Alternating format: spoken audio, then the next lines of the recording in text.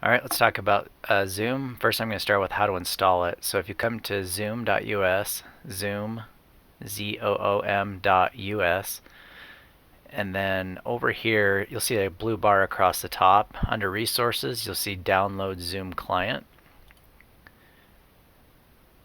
This top one, you'll see Zoom Client for Meetings. This will be the one that you want to download if you don't already have it installed. Once it's downloaded, if you're in Chrome, you're going to see it here in the corner. If you are on Firefox, it'll be downloading up in the corner. Depending on what kind of computer you're on, if you're on a Mac, you can go to your downloads through Finder. If you're on a PC, you'll want to open up File Explorer, which should be down in your bottom tray, and it looks like a little tan folder. So you'd click on that, go to your downloads, and then it will be that Zoom installer right there. You'll double click on it. And Zoom kind of pops up. You should see, if you're watching close, you'll see the Zoom installer and it'll go across.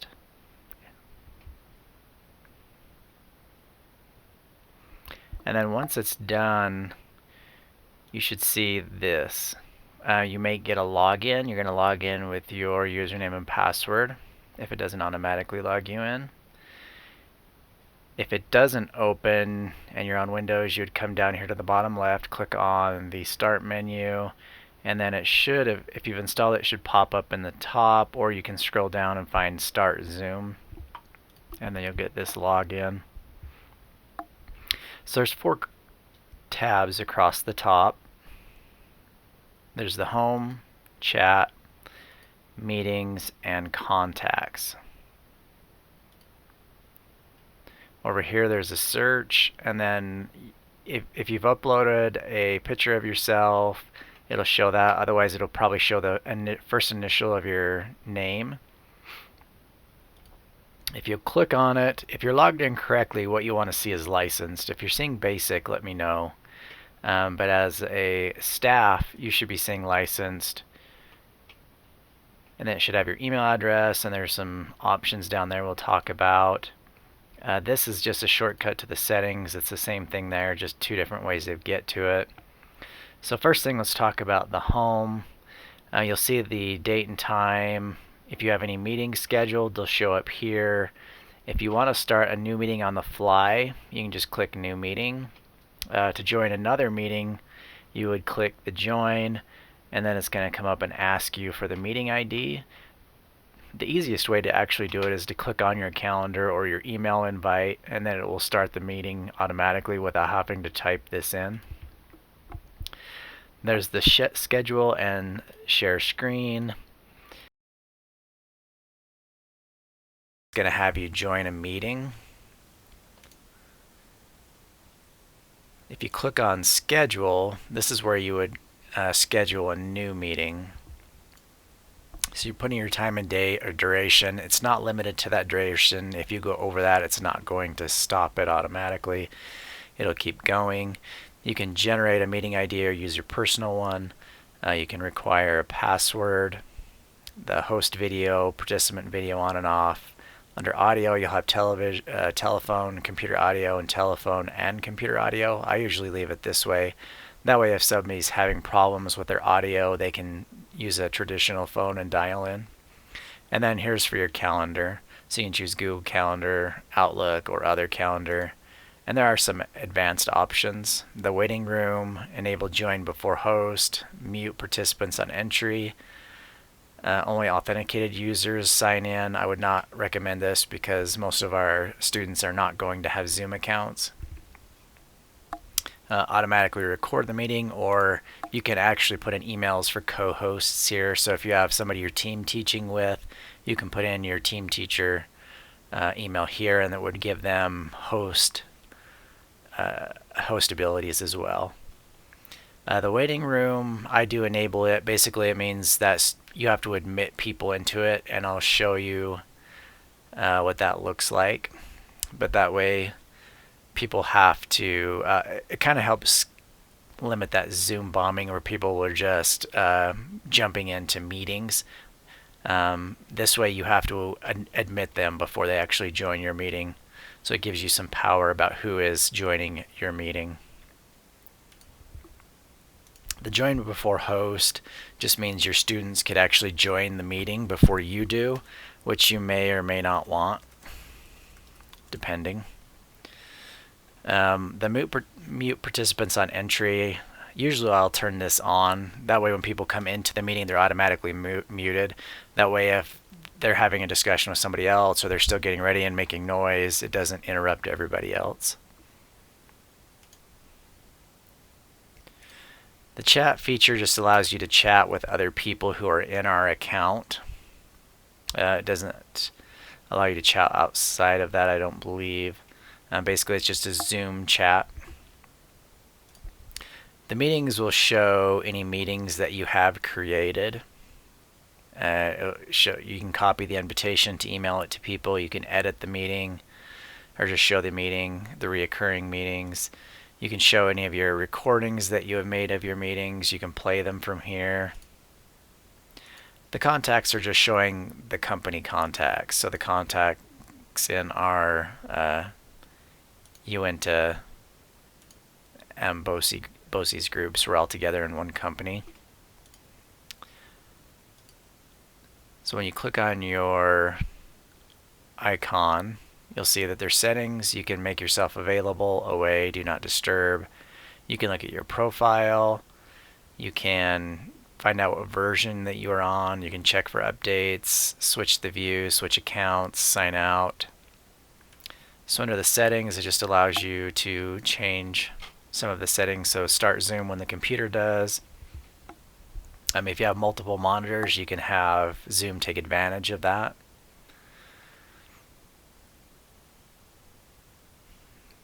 You can send reminders, stop videos, change the skin tone of your reaction video of the reaction inside of the meetings.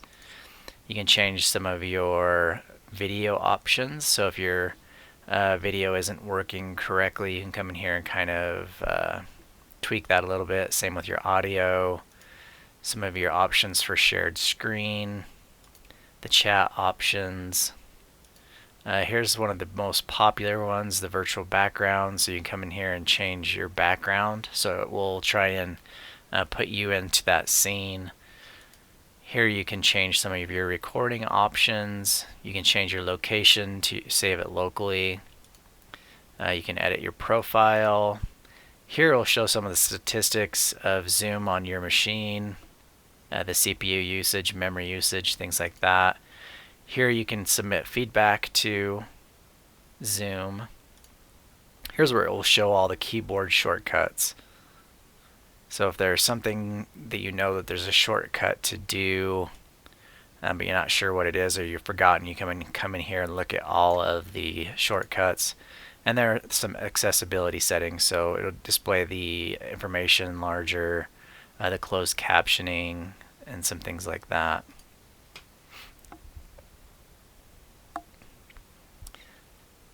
So I'm going to go ahead and jump into a meeting. So I'm going to click New Meeting here. I'm not going to do that for now. So here's what the meeting information will look like. If I wasn't already using the camera to do this recording, it would show my camera here. I can join the audio.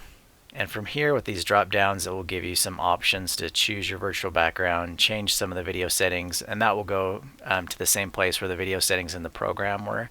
But it'll let you change some of those things, same with audio settings, and then you can test your speaker and microphone. It'll allow you to change some of these settings inside of a meeting.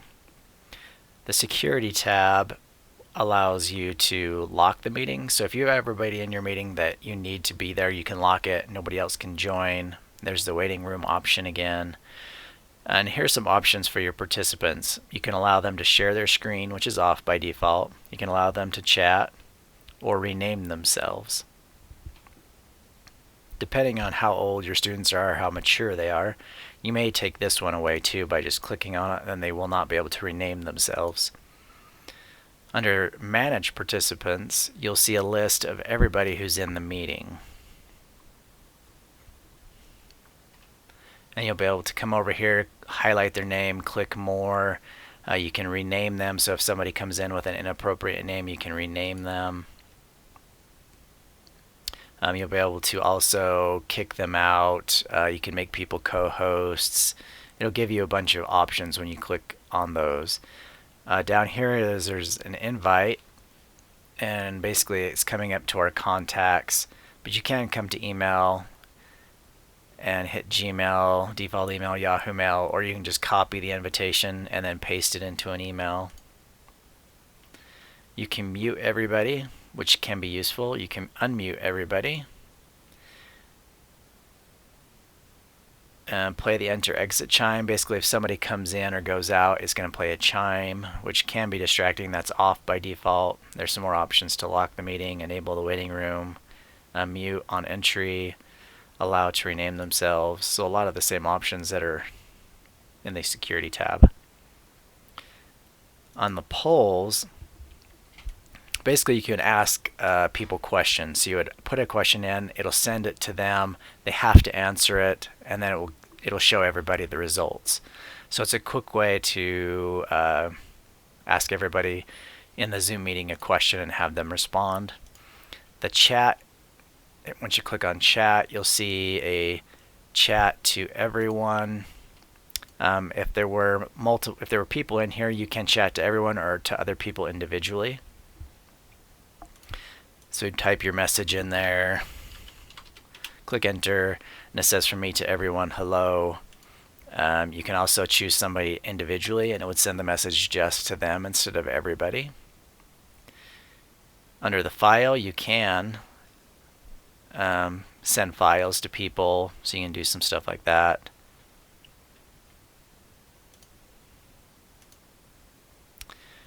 The share screen. So by default, only one person can share at a time, or you can have it so that multiple people can share simultaneously, and then there's some advanced options. So by default, only the host can share, but you can change that so that the participants can share their screen with you, so that you can see if they're doing something, you can see what they're doing. You can help them by seeing their screen. Once you click on the share screen button, you'll have some options. So if you have multiple monitors, you'll see them as multiple screens. There's also a whiteboard. And then you can share just individual programs that you have open too. So if you don't want everybody to see everything on your screen, but you're going to share a presentation, you can share just the presentation. But if you want to share the entire screen, you would click on that screen and then click share. And you can also share computer sound. So if you're going to be playing a video, you would want to share your screen with sound. That way it would play the video sound to them as well. The whiteboard, when you click on it, basically brings up a whiteboard that you can doodle on. Put in arrows, change the color, do some stamps. It just gives you a way to doodle and have people talk. Other people can also doodle on this as well, so you can do a shared doodle. The only limitation would be is that Chromebooks can see the doodles, but they can't participate, so they wouldn't be able to annotate themselves, but they would be able to see what's going on. There's undo and redo, and then you can go ahead and stop it as well. Under the advanced, you'll see a portion of screen, so if you only want to share part of your screen, or music or sound only, or if you had a document camera or some kind of a USB camera, you could share the content from just that device. So in my case, I want to share not the entire screen, but I do want to share one particular app. So I'm going to click on that, click share, and it's actually on the wrong tab. Actually, that is not the screen I wanted to actually share.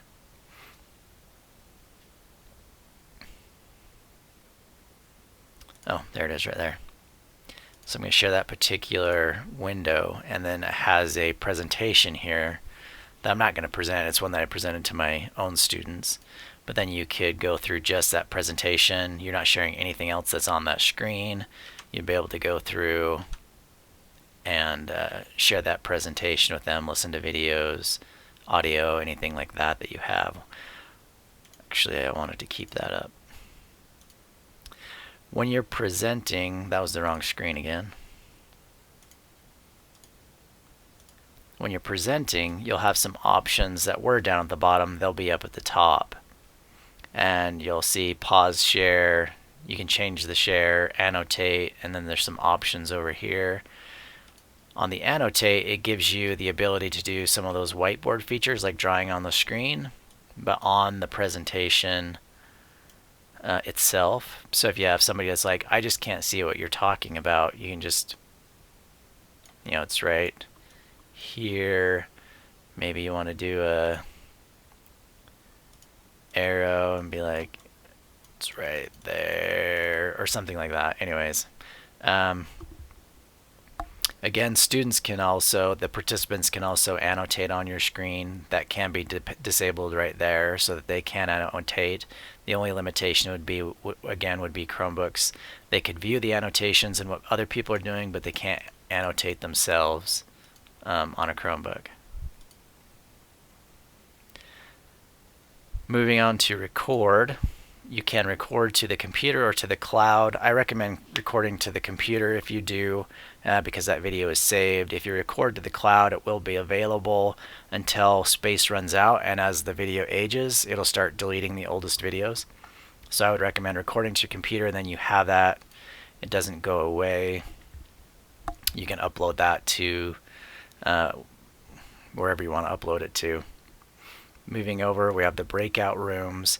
Basically, this allows you to take a whole bunch of people and break them into small groups for a few minutes and then bring them back to the main meeting. So if you have 8 students, you could break them out into groups of 2, have them come back into the large meeting group and discuss what they talked about.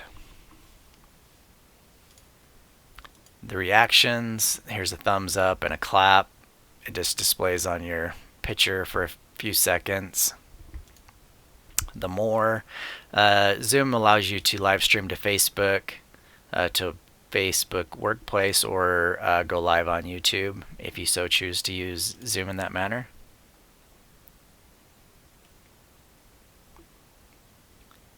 Alright, I think that as far as ending the meeting, you can leave the meeting or end the meeting for all. If you're the host and you end the meeting for all, of course, it kicks everybody out. If you're the host and you leave the meeting, it's going to make somebody else the host. So if you don't want that to happen, end the meeting for all. If you have to leave early, but they're going to keep talking for a few minutes, then you'll just want to leave the meeting. That way it leaves it open. I'll go ahead and kick that out. So that's kind of a basic overview of Zoom. If you have any questions, let me know. Talk to a colleague, talk to somebody. Zoom also has a lot of tutorial videos that we're going to make sure everybody gets have access to on how to use a whole bunch of different features in Zoom.